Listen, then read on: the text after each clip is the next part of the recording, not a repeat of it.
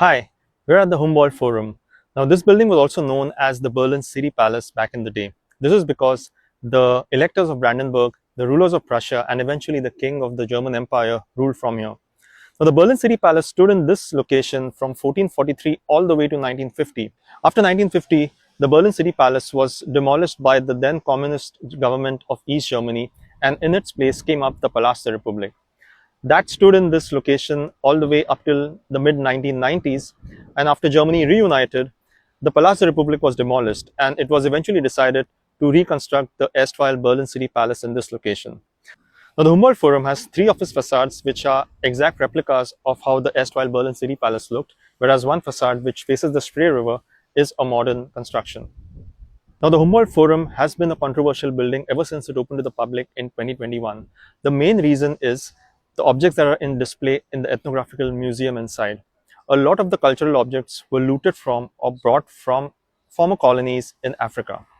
But today we'll try to find out what the city palace was actually used for as from 1918 all the way to 1950.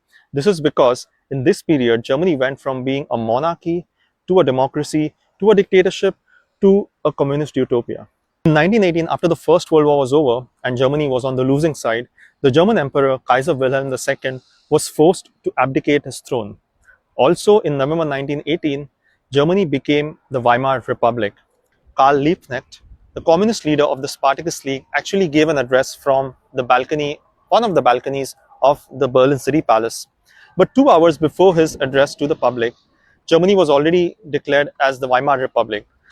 This means this is the first time in Germany's history that it went from being a monarchy to a constitutional federal republic. Now, despite there being over 1,200 rooms in the palace, only a fraction of those were used for imperial apartments. A large part of the palace was still used for administrative purposes. So, in 1920, it was decided in order to leave the palace out of the political firing line, a large part of it would be converted into the Museum of Decorative Arts. When it was opened to the public in September 1921, it would go on to become the most visited museum in Berlin.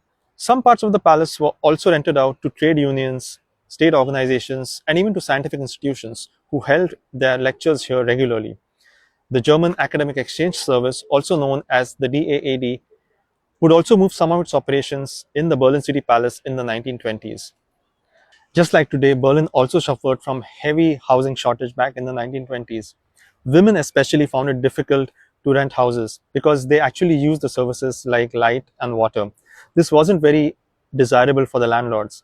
As a result, some part of the Berlin City Palace was also converted into a women's daycare center.